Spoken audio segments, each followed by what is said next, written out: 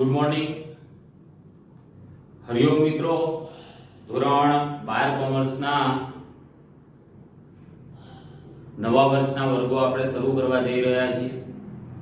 મારું નામ છે રાજેશ પી સોનારા, જે હું તમને અર્થશાસ્ત્ર વિષય અંગેની સમજૂતી પૂરી પાડીશ. તો આજના આપણા આ પહેલા લેક્ચરમાં અર્થશાસ્ત્ર વિષયની અંદર કયા કયા પ્રકરણ છે, દરેક પ્રકરણમાંથી બોર્ડની વાર્ષિક પરીક્ષામાં કેટલા ગુણનું પૂછાય છે અને આપણા આ વિષયના પ્રશ્નપત્રનું માળખું પરિરૂપ કેવું છે તેની વાત આપણે કરવાની. બહુ જ સરળ છે. ભૂતકાળની અંદર ઘણા બધા મારા વિદ્યાર્થીઓ આ વિષયની અંદર 100 માંથી 100 ગુણ પ્રાપ્ત કરી ચૂક્યા છે અને તમે પણ જો પદ્ધતિસર આયોજનબદ્ધ વ્યવસ્થિત મહેનત કરશો તો તમારા ગુણ પણ એટલા જ સારા આવશે. આપણા વિષયની અંદર વિષયનો કોડ 022 કુલ 11 પ્રકરણ છે, જેમાં પહેલું પ્રકરણ છે અર્થશાસ્ત્રમાં આલેખ. આ પ્રકરણમાં આર્થિક બાબતો, આર્થિક વિશ્લેષણો વગેરેની જે ચિત્રાત્મક આપણે રજૂઆત કરીએ છીએ એ ચિત્રાત્મક રજૂઆતને લગતી બાબતોનો આપણે અભ્યાસ કરવાનો. આકૃતિ, તેનું મહત્વ, આલેખ, તેનું મહત્વ, આકૃતિ અને આલેખ દોરતી વખતે ધ્યાનમાં રાખવાની બાબતો, આકૃતિના જુદા જુદા પ્રકારોની સમજૂતી, આલેખના પ્રકારોની રજૂઆત, ત્યારબાદ આપણા વિષયને અનુરૂપ નિષ્ણાંત વ્યક્તિઓ, એનો અભ્યાસ કરનારા લોકો જે અલગ અલગ પ્રકારની ટેકનોલોજીનો ઉપયોગ કરે છે, એ ટેકનોલોજી આપણને કઈ રીતે મદદરૂપ થાય છે વગેરેની ચર્ચા આપણે આ પ્રકરણમાં કરવાની. સમગ્ર 100 ગુણના પ્રશ્નપત્રની અંદર પહેલું પ્રકરણ અર્થશાસ્ત્રમાં આલેખ એ તમને 8 માર્કનું પૂછાય. એટલે કે 100 માર્કના પેપરમાં પહેલા પ્રકરણમાંથી કુલ 8 ગુણના પ્રશ્નો હશે. બીજું છે વૃદ્ધિ અને વિકાસના નિર્દેશકો. કોઈ પણ દેશ જે પ્રગતિ કરે છે તો એ પ્રગતિ એની આર્થિક વૃદ્ધિ છે કે આર્થિક વિકાસ છે એને સમજવા માટે આપણે આ બીજા પ્રકરણમાં વૃદ્ધિનો અર્થ અને તેની સમજૂતી, વિકાસનો અર્થ, તેના લક્ષણો, વૃદ્ધિ અને વિકાસ આ બે વચ્ચેનો તફાવત, કોઈ પણ દેશનો વિકાસ થઈ રહ્યો છે કે નહીં, થયો છે તો કેટલી ઝડપે થયો છે, બીજા દેશની સરખામણીમાં જે તે દેશ આર્થિક રીતે વિકસિત છે કે પછાત છે એ બાબત નક્કી કરનારા જે પરિબળો છે જેને કહેવાય છે વિકાસના નિર્દેશકો. તો આવા મુખ્ય 4 નિર્દેશકોની ચર્ચા, જેમાં રાષ્ટ્રીય આવક, બીજું માથાદીઠ આવક, ત્રીજું જીવનનો ભૌતિક ગુણવત્તા આંક અને ચોથું માનવ વિકાસ આંક, એની આપણે વિગતે ચર્ચા કરવાની. મિત્રો, બીજા પ્રકરણ વૃદ્ધિ અને વિકાસના નિર્દેશકોમાંથી કુલ 10 ગુણનું વાર્ષિક પરીક્ષામાં પૂછી શકાય. ત્રીજું પ્રકરણ છે નાણું અને ફુગાવો. આ પ્રકરણમાં જ્યાં સુધી માનવ સંસ્કૃતિની અંદર નાણાંની શોધ નહોતી થઈ તો એ સમયે લોકો જે વસ્તુના બદલામાં વસ્તુ આપવા લેવાની જે પદ્ધતિનો ઉપયોગ કરતા હતા એ સાટા પ્રથાની સમજૂતી, સાટા પ્રથામાં પડતી મુશ્કેલીઓની સમજૂતી, એ મુશ્કેલીઓને દૂર કરવા માટે કાળક્રમે સમય પ્રમાણે જે અલગ અલગ સ્વરૂપે નાણાંનો ઉદ્ભવ થયો, ઉત્ક્રાંતિ થઈ તેની વાત, નાણાંનો અર્થ, તેના કાર્યો અને સમગ્ર અર્થતંત્ર જ્યારે નાણાં ઉપર આધારિત હોય ત્યારે નાણાંના પુરવઠામાં થતી વધઘટને કારણે સર્જાતી સમસ્યા એટલે કે ફુગાવો, એ ફુગાવાનો અર્થ અને તેની સમજૂતી અને ફુગાવો ઉદ્ભવવાના કારણો, આટલી બાબતોની ચર્ચા આપણે પ્રકરણ 3 માં કરીશું. પ્રકરણ 3 નાણું અને ફુગાવો કે જેમાંથી કુલ તમને 8 ગુણનું બરાબર વાર્ષિક પરીક્ષામાં પૂછે. ચોથું છે બેન્કિંગ અને નાણાકીય નીતિ, જેમાં બેંકનો અર્થ, આપણા દેશમાં કાર્યરત બેંકોનું વર્ગીકરણ, જેમાં વેપારી બેંક, એના કાર્યો, મધ્યસ્થ bank, reserve bank of India કે જે આપણા દેશની સેન્ટ્રલ બેંક છે, મધ્યસ્થ બેંક છે, તો તેના કાર્યો, ફુગાવા જેવી પરિસ્થિતિને નિયંત્રિત કરવા માટે મધ્યસ્થ બેંક દ્વારા ઘડવામાં આવતી નાણાકીય નીતિ, એ નાણાકીય નીતિના પરિમાણાત્મક અને ગુણાત્મક સાધનો વગેરેની ચર્ચા કરવાની. આ પ્રકરણ 4 બેન્કિંગ અને નાણાકીય નીતિમાંથી આપણને કુલ 8 માર્કનું વાર્ષિક પરીક્ષામાં પૂછાય. પાંચમું છે ગરીબી.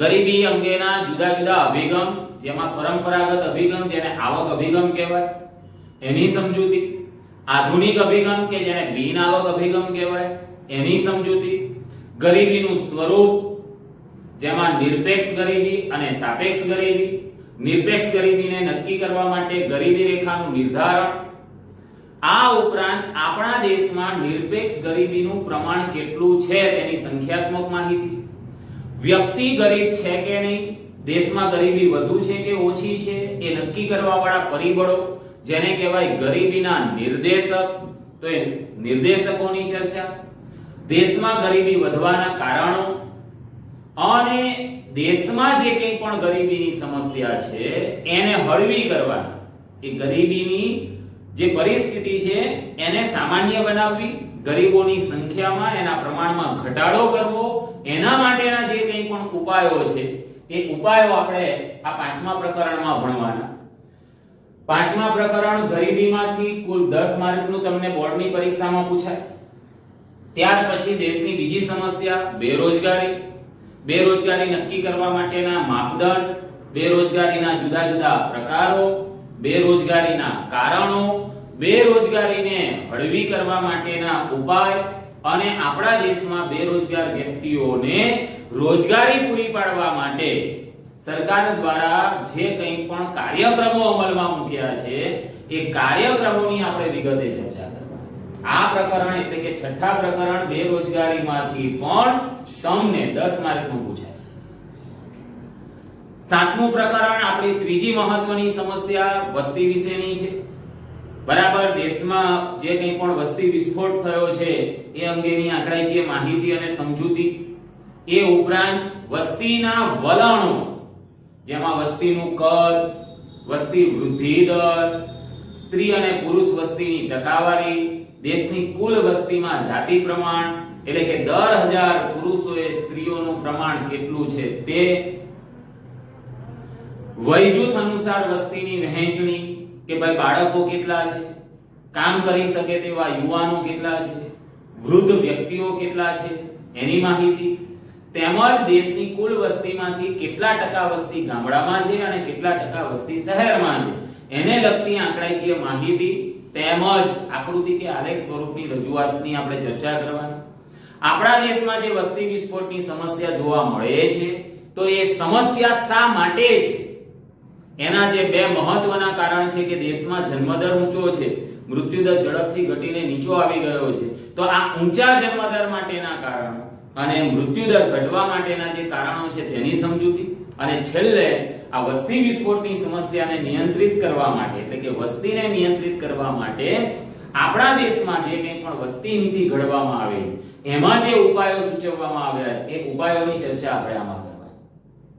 પ્રકરણ 7 વસ્તી, એમાંથી પણ આપણને બોર્ડની પરીક્ષામાં 10 માર્કનું પૂછાશે. 8મું પ્રકરણ છે કૃષિ ક્ષેત્ર.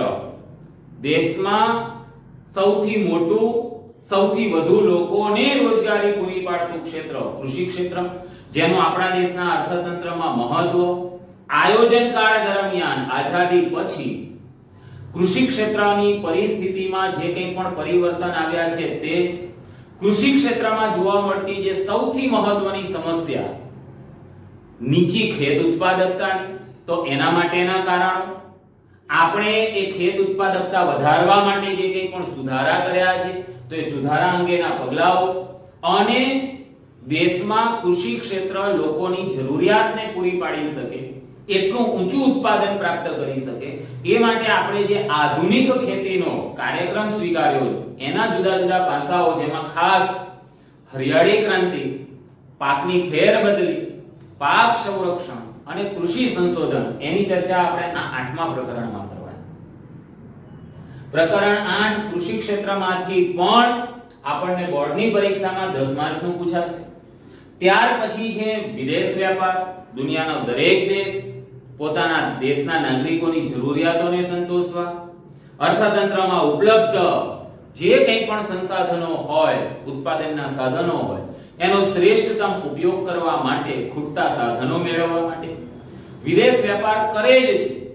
તો એ વિદેશ વેપારનો અર્થ, એના કારણો, વિદેશ વેપારનું સ્વરૂપ, આંતરિક વેપાર અને વિદેશ વેપાર વચ્ચેનો તફાવત, દુનિયાના દેશોમાં વિદેશ વેપારમાં થયેલી પ્રગતિ, વિશ્વના વેપારની અંદર ભારતના વિદેશ વેપારનું મૂલ્ય, એનું કદ, અને સાથે સાથે વિદેશ વેપારની દિશા, વિદેશ વેપારનું કદ, આયાત અને નિકાસ થતી હોય તેવી વસ્તુઓનું સ્વરૂપ, અને વિદેશ વેપારમાં નાણાંની ચૂકવણી માટે એક દેશના ચલણને બીજા દેશના ચલણમાં આપણે ફેરબદલી કરવી પડે તો એ ફેરબદલી કરવાનો દર જેને કહેવાય છે હુંડિયામણ દર.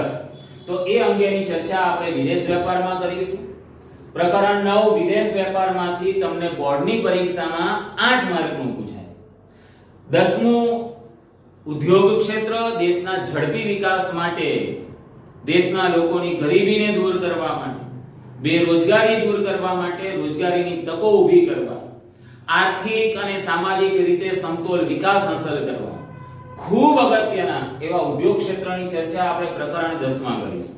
આપણા અર્થતંત્રમાં ઉદ્યોગોનું શું મહત્વ છે, દેશમાં ઉદ્યોગોના વિકાસ માટે સરકારે કયા કયા પ્રકારના પગલાઓ લીધા છે, દેશમાં ચાલતા જુદા જુદા ઉદ્યોગોને અલગ અલગ રીતે વર્ગીકૃત કરવાના, જેમાં મૂડીરોકાણના કદ અનુસાર ઉદ્યોગોનું વર્ગીકરણ, માલિકી અનુસાર ઉદ્યોગોનું વર્ગીકરણ, ઉદ્યોગમાં ઉત્પન્ન થતી હોય તેવી ચીજ વસ્તુઓના સ્વરૂપ પ્રમાણે વર્ગીકરણ સમજવાનું, અને સૌથી મહત્વનું કે આપણા દેશમાં લોકોને ખૂબ મોટા પ્રમાણમાં રોજગારી પૂરી પાડવા, ઓછા મૂડી રોકાણથી શરૂ થતા એવા નાના પાયાના ઉદ્યોગોના વિકાસમાં બરાબર સરકારે લીધેલા પગલાઓ અને એ ઉદ્યોગોથી અર્થતંત્રને થતો ફાયદો, એ ઉદ્યોગોનું અર્થતંત્રમાં મહત્વ, એ આપણે પ્રકરણ 10 માં ભણીશું.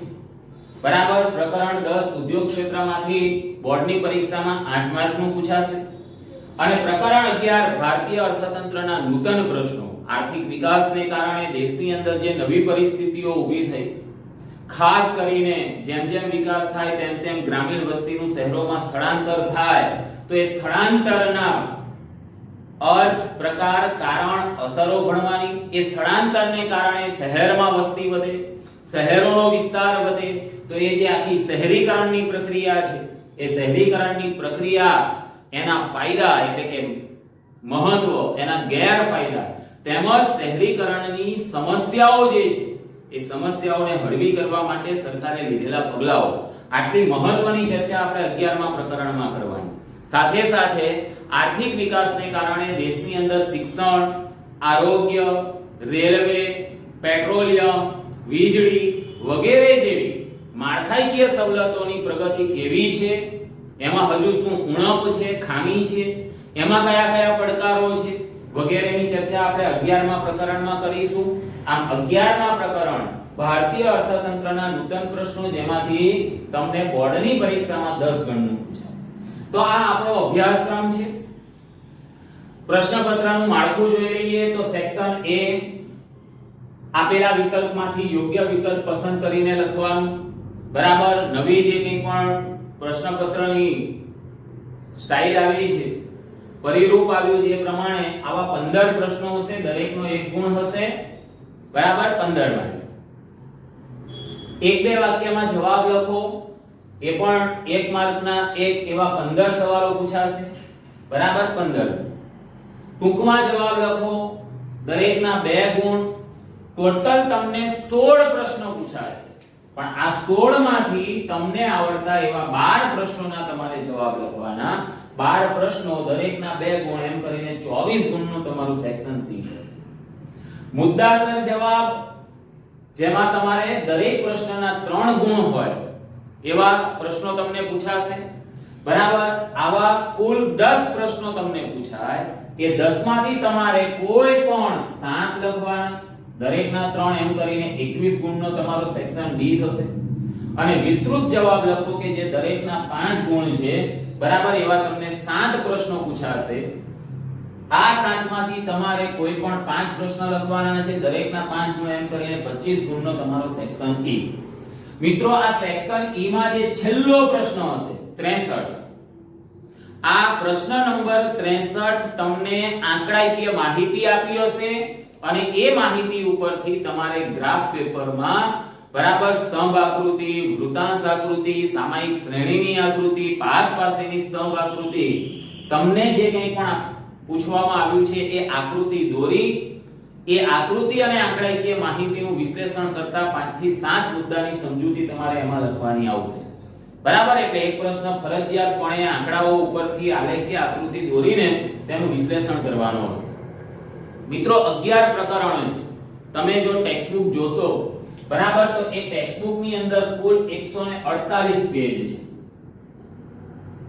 જે લોકો 100 માંથી 100 ગુણ લાવે છે, એમની સ્ટ્રેટેજી, એમની વ્યૂહરચના વિષય વસ્તુને તૈયાર કરવાની કેવી હોય છે, તો એ તરત આવું જોવે કે ભાઈ કુલ 148 પેજ છે. 11 પ્રકરણમાંથી 2 પેજ એવા હશે કે સ્વાધ્યાય, પ્રસ્તાવના, મુદ્દા, બરાબર, વગેરે નીકળી જાય. આમ કરીને તમે 22 પેજ બાદ કરી દો એટલે તમારે વધશે કેટલા, તો કે 126 પેજ. બોર્ડની પરીક્ષા આજથી ગણીને બોર્ડની પરીક્ષા આવે ત્યાં સુધીમાં તમને ઓછામાં ઓછા 270 દિવસ જેટલું કામ કરવાનો સમય મળે. તો હવે વિચારો કે તમે 270 દિવસમાં તમારે 126 પેજ આ વિષયમાં તૈયાર કરવાના છે. મિત્રો, એક દિવસમાં એક જ પેજ બરાબર મોઢે કરી નાખો, યાદ કરી લો, સમજી લો, તો પછી એ 126 દિવસમાં તમારો આ વિષય એવો તૈયાર થઈ જાય કે કોઈ પણ પેજ ઉપરથી કોઈ પણ પ્રકારનો સવાલ તમને પૂછાય તો તમને એનો જવાબ આવડતો હોય. બરાબર, આપણે દરેકે દરેક ચેપ્ટરમાં પ્રશ્નો અને જવાબ એવી રીતે જ આપણે ચર્ચા કરીશું. દરેક વિડિયો તમે વ્યવસ્થિત જો જોશો, સમજશો, તો દરેક સવાલની અંદરથી તમને 1-2 વાક્યના સવાલ જવાબ, 2 ગુણના પ્રશ્નો, જે તે પ્રશ્ન કેવી રીતે ફેરવીને પૂછી શકાય, આ બધી જ સમજૂતી મળશે. બરાબર, એટલે રોજ તમે એક પેજ મોઢે કરવાનો આગ્રહ રાખો. સારી રીતે દરેકે દરેક સવાલના જવાબ મોઢે કરીને 2 થી 3 વખત એને લખવાનો આગ્રહ રાખો કે જેથી કરીને બોર્ડની પરીક્ષામાં તમારા સવાલના જવાબનું પ્રેઝન્ટેશન એકદમ મસ્ત હોય અને તમને પૂરા માર્ક્સ મળે. બરાબર, તો આ આપણો આખો વિષય છે. હવે પછીથી આપણે દરેક લેક્ચરની અંદર જુદા જુદા સવાલોની ચર્ચા કરીશું. તો આ વિષય વસ્તુની સમજ પૂરી પાડતો આપણો આજનો આ લેક્ચર પૂરો કરીએ છીએ. જય સ્વામિનારાયણ મિત્રો.